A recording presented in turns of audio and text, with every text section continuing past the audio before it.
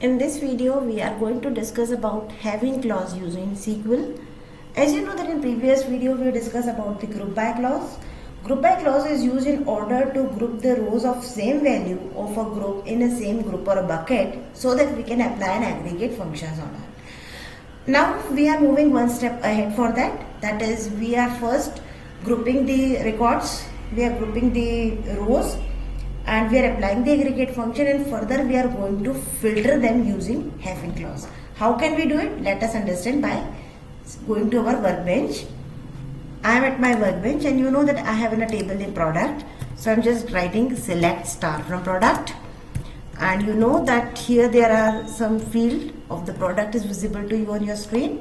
So the field of the product which is visible to your screen is PID, category, subcategory, product name and sales. So if you remember in the previous video, we used group by product to count the sales on the basis of category. Here there are some category of a product given and sales of the product given, and I want to know what is the sale of particular category. So in order to know that, I just write select count of sales and category from product group by category. So this is one thing what we have done in the previous video. We have grouped the sales on the basis of category. Now I want to apply one filter here. I want to see only those sales whose count is more than 14.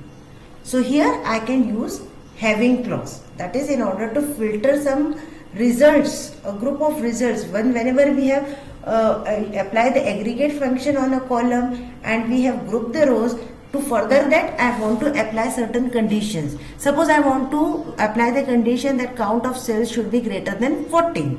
So for that I am using here having clause, because group by doesn't support where condition. Please remember, group by never support where condition. So I just write group by category.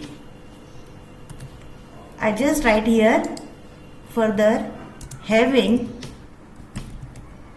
count of sales. I am giving here a condition. Okay, having, after using a clause having, I will give a condition greater than 14 and I will get some result here. So you will see there are two records, 15 and 32, furniture and office supply, which is greater than 14. So remember that whenever we are applying a filter on our group by records or the records which we have grouped by, we have filtered some record on the basis of some our selection criteria of grouping of the rows, and on that we have to apply some filter. We are using having clause. We can use greater than, less than, boolean, many operators using the having clause here. Now next to the having clause, I want to see it in ascending or descending order. I can use order by also. I just write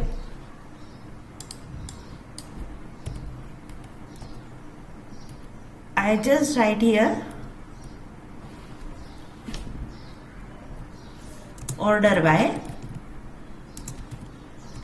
order by category, and by default is, you know, by default in SQL the category should be in ascending. So I just write here descending here, so that you can get a clear cut information that office supplies will be in the first column, first number in the column. So office supply and furniture. So you have seen that how we are using the have by clause. So let us summarize it.